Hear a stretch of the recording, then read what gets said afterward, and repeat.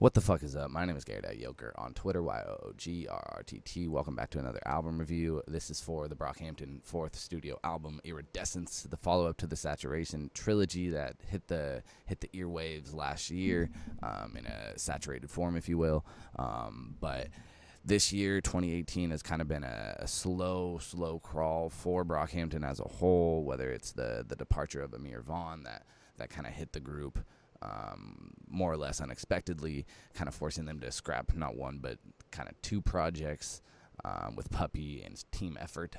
And that kind of brings us to 3/4 of the month or the year kind of just in your face. And no Brockhampton album has been released, but nevertheless, last Thursday we did get 15 brand new tracks from this group, as well as a new music video, and as of last night, another new music video for San Marcos just dropped. But kind of with this album, one thing that I've been kind of looking at and noticing and kind of finding interesting is the I would just say that the way that they are going about this release is very interesting in the sense that it was more or less kind of a surprise drop. I mean, they said something about it in like August, but it didn't really come into full fruition until this past week, it feels like, where we had the countdown clock on their YouTube, the new music video the same day of the release.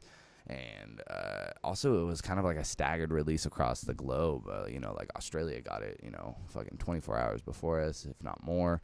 And then it trickled out respectively. So it seems like they kind of just set a date, and then that date, whenever it hit that region, it was unlocked for you. So, that kind of made it a little salty on my end in the U.S. when everybody on Reddit who's like Australian is just like, oh, this shit's great. And I'm like, damn. Or some people are just like, this shit's awful. And I'm like, what do you mean it's awful? What is it? What does that mean? No, I don't want you to taint how I'm going into this. And while more or less I've been listening to nothing but this, it also comes through a lens of kind of wanting to challenge how I feel about this album. This album's definitely a weird one. I can't begin to kind of even explain. I will explain, but it's very interesting to me how they go about making this album in 10 days. And they recorded this whole thing at the Abbey Road studio in London. So that's very cool in my opinion. Just from an artistic standpoint, to kind of just go about it that way is something that I think that not only meant something to the group when recording it, but also you could just tell how much these guys love music. So like for them to be able to kind of shoot in a place that is full of so much music history, I think to them more so than a lot of other artists that means something, which is awesome. And to kind of picture this album being recorded in there is like very cool as well, because there's so much crazy instrumentation, there's so much creativity, there's so much in your face, just all over the placeness, that while I do question if it goes anywhere to a greater sum, like do all these crazy things actually amount to something that is like fruitful and grounded and full of like conceptuals, yeah, what the fuck am I talking about? But is that something that actually exists across the board with this? Because I don't know if I always hear it. I think 15 tracks for this album, while is all I ever want is more Brockhampton, I think that 15 tracks is enough for me to be like, hey, are you going to put a bow on this? Is this going to actually transcribe into something that is full and satisfying? Like, is it what is the point of all this? Like, what is the overall message? What is the bottom line? Like, what is the fucking sum of this problem? And while I don't know if you always need to go at music like that, I think that after all these albums where I have trouble listening to them all straight through without skipping a song, and I'm the guy who loves albums, there's just certain things where they're all over the place that it does kind of disinfect the through line of every single project I think they've ever made. And I know that's kind of shitty to say. I mean, Saturation 3 is a pretty easy listens through, and like they all have wonderful tracks within them, but same thing with Iridescence, where it's like there's 15 on here, and I'm in love with 6, but like the other 9, it's not that I don't like them. I think they're cool, but they don't actually like add to the 6 that I fucking love. Like, they don't bring them up in any way, because I think there's a lot of like, this whole album to me is basically like the idea of Sister Nation on Saturation 3, which is probably one of my favorite Brockhampton songs. So like, that's where I'm sounding negative, but overall I am positive on this album. I think it's very, very, very interesting look at just going at a piece of music, going at a project this way. I think that's insane. I think these guys are some of the best to go at it like that. And I don't know, let's get into the track listing real quick. But I think when you look at how this album plays and how it's, for some people, super choppy, if you will, or whatever it is, I feel like this album is actually a really good representation of like how crazy it could be. Like, if people don't like Brockhampton, like, you could just play on this album and like you would weed them out already. Like, even though a Brockhampton song can come in so many different facets, whether you're looking at Lamb or Sister Nation or fucking Tanya on this one, you know, like, there's so many different degrees of what a Brockhampton song is. Just to say that like I don't like Brockhampton is such a weird sentence to me, because that is literally like saying you just don't like any type of music, because they make every fucking type of music. Like, there's seriously parts in this album where it goes into like drum and bass, and you're just like, oh, okay, like, that's how we're riding today. And they fucking maintain themselves across the board every single time, and the way that they're able to like do these crazy transitions from one song to the other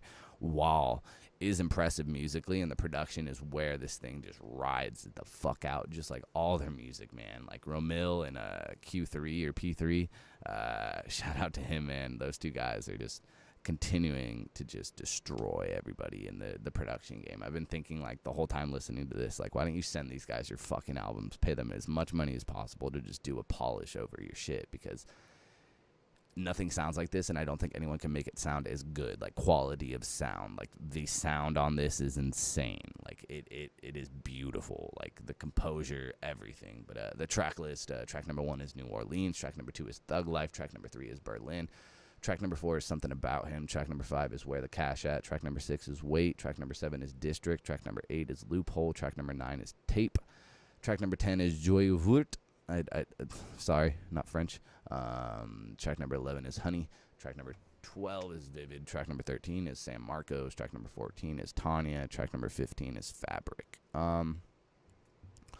Standout tracks for me are New Orleans, Berlin, Wait, District, Joyeux Vourt, San Marcos, I guess. Like, it's not one of my favorites, but I get it because it's so different than anything they've ever done. And but Tanya to me is just crazy impressive as far as just the way that song is. Like, Bleach is a lot of people's favorite song by them. That's probably one of their more popular ones. I think that charted individually, if I'm not mistaken. Maybe I'm wrong. Like, high charted, not like top 10 or anything. But Tanya to me, the way I described it, is like Bleach on steroids. Like, it just takes that like beautifulness, and like, it's not as abstract in a lot of ways, but there is like so much heart and deepness within that track that I hear the same mood and consistencies and attitude kind of being displayed in Bleach. So that's where my heart would go with describing Tanya to someone. And speaking of Tanya, I heard it on the Jimmy Fallon show, as a lot of people probably did, and that was not like the way that song needs to be heard. I think the studio version does miles for this thing, and that little piano riff in the beginning just adds so much layers. The standout person for me, and I feel like in every Brockhampton album, there's at least one person who kind of outshines the other person, or kind of outshines my expectations of what they do musically, and Joba just comes through with the verse of the year with Wait. And fucking just the verse of the year on Joyeux is fucking crazy. Fucking like till the casket drops, I won't play God. Like, that song's just so like, or that like, if you're gonna start a verse like that, you better keep it going, and better come at us with some conviction. And Joba motherfucking came at us with some conviction on that track, as well as just helping with some of the the executive producing on some of the tracks as well. So shout out to Joba for just being so goddamn talented. And yeah, like the whole group just showed up and did a very, very, very crazy, abstract, Atrocity Expedition like album. But my only like negative is that I don't feel like these 15 tracks amount to like one through line or one plot line or anything. It's more just like a compilation album, and I don't mean that, and that's like not giving it as much credit as it deserves, because these songs do intertwine together nicely, like, but it's through the ways of interludes and symphonies and such. So it's I don't know, there's something about that idea, but I don't think that's enough of like a concept to like push back on like the products in front of us and actually like see the brilliance that is this album and Brockhampton, period. So yeah, I'm very, very high on this album. I can't imagine that it won't, like, everything that I want from Brockhampton, this is like just crazy, out there, fucking gnarly, etc. But I don't know like marketing this thing and how this thing's gonna sell and etc. But I know that doesn't really matter if you're making polished music, and they are. So, you know, there it is. But yeah, I'm very high on this album. Shout out to Wait for being one of my favorite songs of the year.